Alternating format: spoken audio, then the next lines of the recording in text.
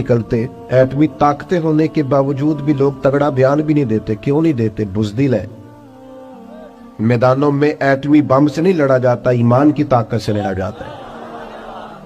तरस नहीं आता तुम्हें उन बच्चों पर, सिसकती बिलकती मखलूक पर? तो कहां है अक़वाम मुत्तहिदा की तंजीमें, और कहां है वो यूरोप जो कुत्तों और बिल्लियों के हुकूक पर तंजीमें बनाते हैं, जो जानवरों के हुकूक की बात करते हैं? वो कहां अपने दिलों में छुप गए?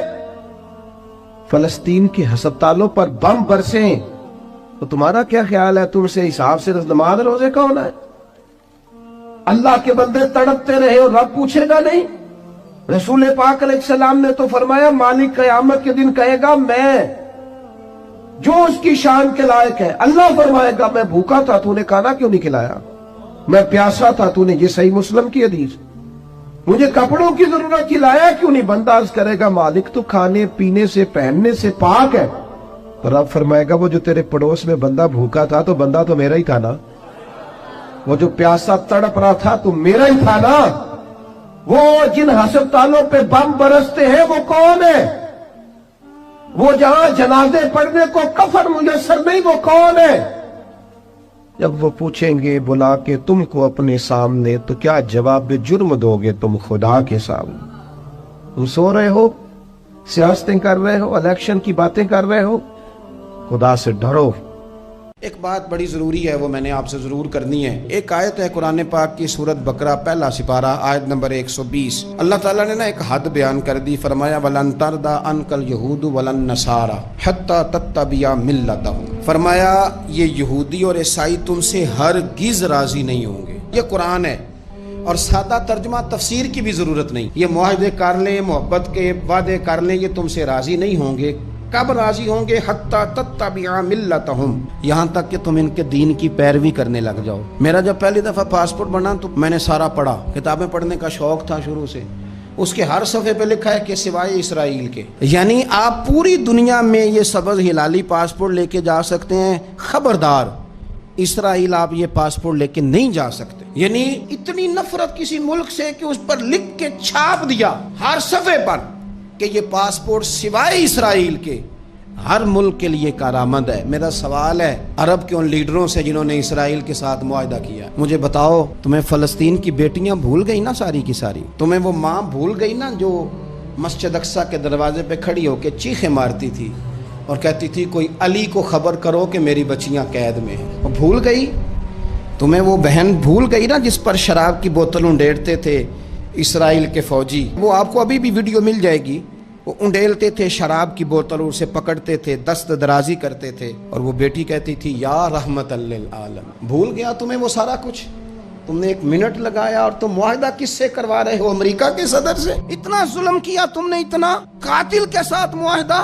क्या समझते हो फलस्तीन वालों का कोई वाली वारिस नहीं? सुनो, मेरे रसूल करीम सल्लल्लाहु अलैहि वसल्लम ने फरमाया, मेरा कोई मालदार उम्मती दुनिया से चला जाए, पैसे जायदादें छोड़ के जाए तो उसकी औलाद में बांट देना, लेकिन अगर उसके जिम्मे कर्जा हो तो मेरे पास आ जाना, मैं अपने उम्मती का कर्ज अदा करूंगा। जिसका कोई वारिस नहीं होता, मदीने वाला उसका वारिस होता है। मैं कर्ज दूंगा अपने उम्मती का। क्या समझते हो फलस्तीनी लावारिस है? सुबह क़यामत नबी पाक तुमसे सवाल करेंगे, तुम्हें अल्लाह के हुजूर हाजिरी देनी है। क्यों नहीं सुलह करता इसराइल फलस्तीन के साथ? लबनान के साथ दोस्ती क्यों नहीं करता? शाम सारा कट गया इसराइल की वजह से। आज तुम्हें ख्याल आया उनके साथ मुआहदा करने का? हमें सबक पढ़ाते हो, खुदा से डरो। और फिर इकबाल कहते हैं, मुसलमानों से मायूस ना होना, हुक्मरानों से ज्यादा उम्मीदें भी ना लगाना। वो जो छोटे छोटे लोग निकले थे ना सहरा से, बज़ाहिर गरीब थे, बज़ाहिर उनके पास माल नहीं था, वो खालिद बिन वलीद जैसे, वो साद बिन अबी वकास जैसे, बज़ाहिर उनके पास ज्यादा असला नहीं था। इकबाल कहने लगे, मायूस ना होना, ये नहीं कहना बन कुछ नहीं सकता। फरमाने लगे, रात मैंने सुना है फरिश्ते आपस में बातें कर रहे थे। वाह इकबाल, तेरा भी अंदाज कितना निराला है। कहने लगे, रात फरिश्ते आपस में बातें कर रहे थे, मैंने सुन ली हैं। भला वो क्या कह रहे थे? ये सारे लोग ना खालिद बिन वलीद, साद बिन अबी वकास, ये सहरा के रहने वाले थे, और उस वक़्त की सबसे सुपर पावर रोमा कहलाती थी। उलट पुलट के रख दी सारी रोमी सल्तनत। तो इकबाल कहने लगे, रात फरिश्ते आपस में बातें कर रहे थे कि सुना है पाकिस्तान के, हिंदुस्तान के मुसलमान जवान मायूस हो गए। कहने लगा, ना मायूस होना, निकल के सहरा से جس نے روما کی سلطنت کو الٹ دیا تھا نکل کے صحرا سے. گرمی دیکھو اس شیر کی, ولولہ دیکھو اس مرد کا جو مصور پاکستان ہے, نکل کے صحرا سے جس نے روما کی سلطنت کو الٹ دیا تھا. سنا ہے میں نے یہ قدسیوں سے, وہ شیر پھر ہوشیار ہوگا. وہ کل باتیں کر رہے تھے کہ بہت سارے ان میں سے پھر جاگ گئے اور بڑی جلدی وہ بلاک بنائیں گے. سنا ہے میں نے یہ قدسیوں سے کہ وہ شیر پھر ہوشیار ہوگا, وہ آئے گا میدان میں, نکلے گا اور انشاءاللہ یہی چراغ جلے گا تو روشنی ہوگی.